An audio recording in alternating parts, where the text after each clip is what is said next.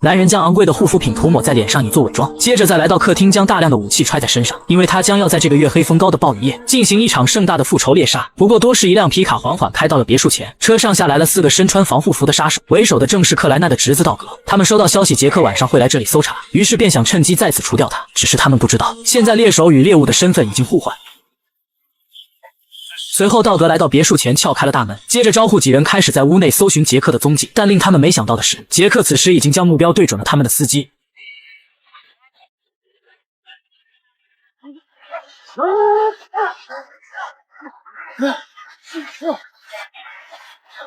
杰克没有丝毫的留手和废话，短短2招直接送司机上路。这时屋内的杀手还在搜寻杰克，突然一名队友发现屋外的皮卡居然亮起了双闪，他以为司机是有什么消息要汇报，于是便派出了1名同伙出门查看。然而杰克早已在此恭候多时。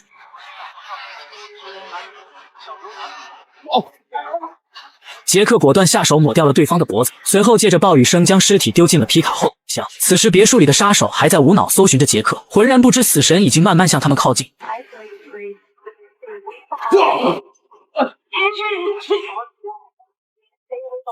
杰克下手干净利落，再次解决掉了1名杀手，随后立马消失在光影之中。另一名杀手下楼看到同伴尸体旁有着大量明显的脚印，于是便警惕地朝着前方走去。然而没想到脚印却在这扇门前消失，他猛地将门给打开，却只看到了一双50码的大鞋。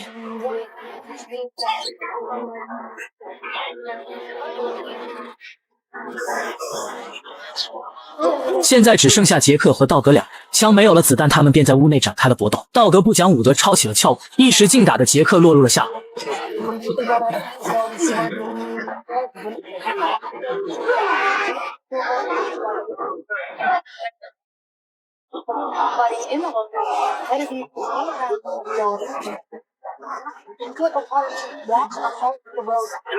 此时的杰克只想一击将对方毙命，但捡枪的过程中却被道格给拖到了屋外，并且枪还被撬棍给打入了水中。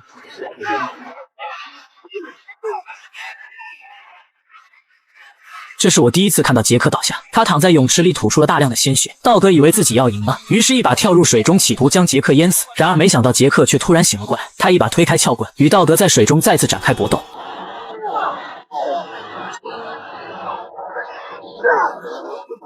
这时的杰克已然有点力不从心，但他却刚好看到了掉落在水池里的手枪。鲜血染红了整个水池，同时大雨也洗刷掉了他们的罪恶。等杰克缓过劲后，他没收掉了所有掉落在地的枪械，将其全部放入了自己车的后备箱。现在的他只想好好洗个澡休息一下，毕竟这段时间发生的事情实在太多。然而没想到换衣服时，他却发现哥哥留下的那张纸条居然被大雨给淋到模糊。他突然想到了什么，好似茅塞顿开，立马打电话给了正在皮卡德家中的罗斯，因为杰克想清楚了克莱纳究竟是如何造出的假钞。每刀相比其他货币不同的地方，就是1刀和100刀的纸张大小是一样的。杰克推测克莱纳肯定是掌握了某种技术，他们先是利用保罗银行货币经理的身份，在世界各地购买回收1美刀的真币，然后再用自研的技术将其漂干印上自己想要的面纸，但这过程中会产生大量的废料，从而导致整个河流下游被污染。这也解释了当初克莱纳为何会谋杀环保局的警员，因为对方肯定是查到了一些端倪。事后克莱纳知道排污水会遭到警方的怀疑，于是便换了种方式处理废料。杰克之前在修车行拿车时，曾看到有员工用猫砂处理漏在地上的机油，因为猫砂里含有大量硅藻土，是一种具有吸收性的凝结剂，而动物饲料中同样也含有硅藻土。于是克莱纳为了避免被警方怀疑，专程养了116头牛，从而光明正大的购入大量的动物饲料，并且由于牲畜数量不到120头，在法律规定下便不会有人前来搜查，他们只要将最后产出的废料埋在农场下的土壤里即可。然而现在虽然有了合理的推断，但杰克等人还需直接的证据才能提交联邦调查局立案。他联系探长一同前往卓布林的车库中再寻找一番，可此时探长却突然发现自己的旅店门口突然出现了一批杀手。男人将旅馆内的电视声音开到最大，接着再从衣柜中拿出挂衣服的钢管，开始朝着连接隔壁的墙疯狂打砸。因为他发现自己居住的旅店外突然出现了几名杀手，然而没等他砸出一个入口，门锁却突然传来了被撬动的声音。现在的他为了逃命顾不了那么多。What the hell? I'm a cop. Call 911. 幸好隔壁房有一扇通往侧面的窗户，他成功翻窗出来，在暗处观察杀手。等到对方全部进屋后，男人一个箭步冲回了自己的车上，赶紧发动引擎，猛踩油门逃离这里。临走时，他还不忘给杀手们的车胎放个气。杀手们眼见无法追上男人，只能先行离开此地。而此时已经安全的探长却突然拿起了电话。Thanks for the assist. Anytime, Finley. See you, jobless. Be there by morning.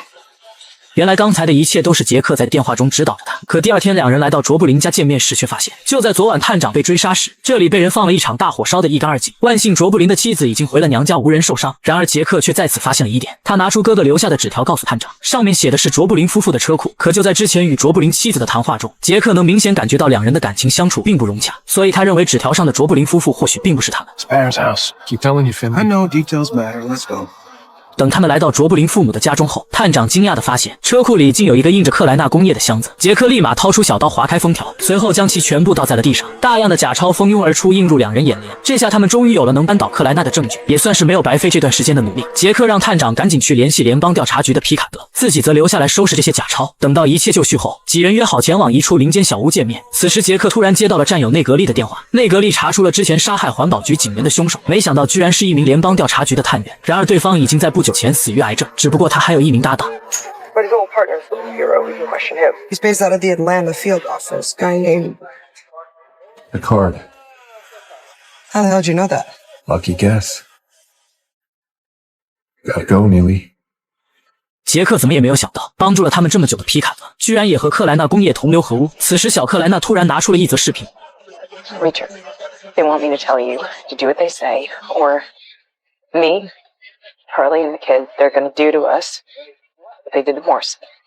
这群人渣并没有打算在此杀掉他们，而是威胁杰克准备利用他的追踪能力，找到已经逃离了许久的保罗。杰克本想直接和他们鱼死网破，但没想到小克莱纳却为了装逼说出了所有真相。I killed my father. I hired Picard's partner to go kill that agent in Memphis, and I sent Dawson down there to make sure it was done right. I killed Joplin. I had that bitch killed in the subway. And I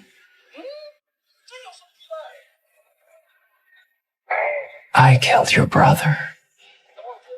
此时，原本冲动的杰克抑制住了内心的怒火，因为他知道只有保持理智才能帮助哥哥报仇。于是，在皮卡德持枪的威胁下，两人踏上了寻找保罗的路。临近傍晚，杰克以需要静下来思考为由，让皮卡德带着自己来到了一家餐厅。他大致说出了自己的推断：保罗极有可能在奥古镇的某家旅馆中，因为这里毕竟还有家人，他也不敢跑得太远。就在此时，服务员将甜品端了上来，杰克找准时机，一把推倒了面前的咖啡。借着众人视线被吸引之际，他迅速抄起了一把叉子，随后在出门离开时，将叉子径直地插在了后车胎上。等到了深夜，杰克告诉皮卡德，车胎一定是漏气了，这样下去肯定没办法开到奥古镇。没办法，皮卡德只能让杰克将车停在路边。You think I'm gonna leave you alone here while I go and change the damn thing?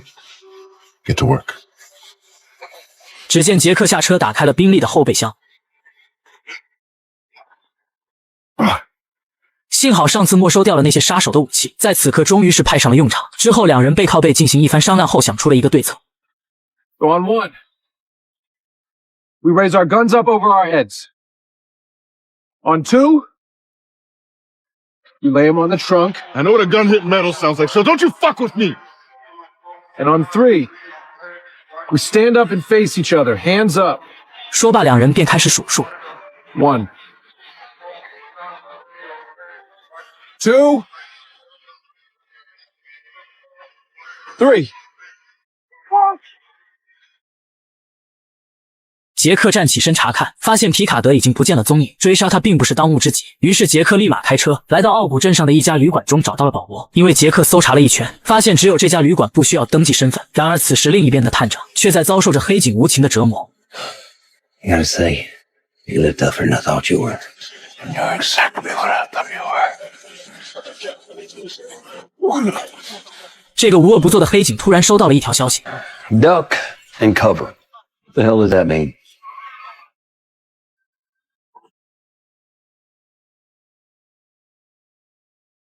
有些人你就算是提醒了他，他也会被自己的傲慢给害死。救出了被困的探长后，杰克立马招呼同伴开始搜刮警局内的武器。因为今晚注定是个不眠夜，杰克将带队和克莱纳工业正面硬刚。战友内格利在厂房外架起了大局，只是一瞬间，两名巡逻的人员便见到了自己的太奶。另一边的看守听到了声响，正要去查看，杰克直接冲上去对着对方的腰子猛扎。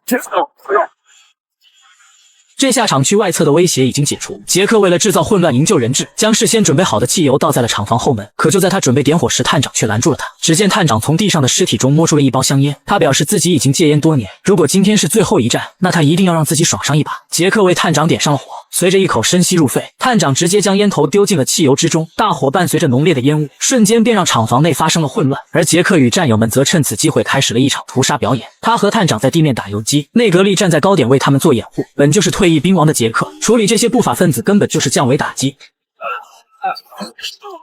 此时厂房的另一边，保罗终于找到了自己的2个孩子，但就当他要解锁时，门外却突然出现了一名大汉。在亲情力量的加持下，他开出了人生中的第一枪，随后赶紧带着孩子们撤离到了安全地区。此时杰克也找到了被关押的罗斯和查理，将手铐解开后，杰克递给了罗斯一把手枪，让他带着查理一起突出重围。罗斯毕竟也是名出色的警察，对待这些不法分子他没有丝毫手软。在走出了消防通道后，查理终于见到了自己久违的丈夫，然而此时罗斯却折返了回去，他要与杰克等人一起战斗到最后一刻。不知是不是命运作祟，3人皆在此遇上了自己的仇家。探长在一个拐角处碰上了曾经的好友皮卡德，对方突然袭击打得他猝不及防，导致在近身搏斗中落入了下风。但此时他却看到了杰克在对方身上留下的伤痕。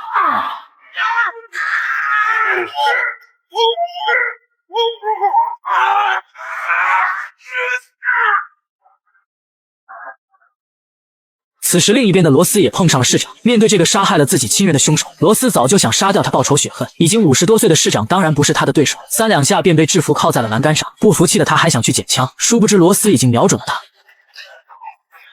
随后内格利在门外呼喊接应他们，厂房内烟雾太大，必须赶紧撤离。现在里面就只剩下小克莱纳和杰克，2人在烟雾缭绕的工厂内对射。但此时杰克却发现手枪没有了子弹，于是他想了个方法吸引对方。他拿起一包动物饲料，将其撕开压在铲子上。不过多时饲料流干，铁铲掉落在地，发出的声响真就吸引了小克莱纳的注意。杰克找准机会从烟雾中冲出，与对方展开了近身战。就凭克莱纳的这副小身板，根本就不可能是杰克的对手。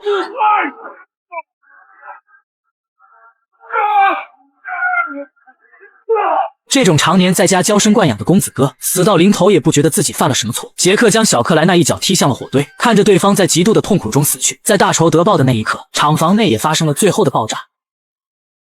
烟雾散去后，杰克从灰烬中走了出来，他和罗斯紧紧地相拥在一起。这段时间发生的事终于落下了帷幕。It's over. 事后，罗斯希望杰克能留在小镇帮助他重建，但杰克以自己流浪惯了为由拒绝了他。随后，他将自己外公的那枚勋章埋在了哥哥死去的桥下，接着便再次踏上了他的流浪之路。属于杰克的故事并未完结，传奇还在继续。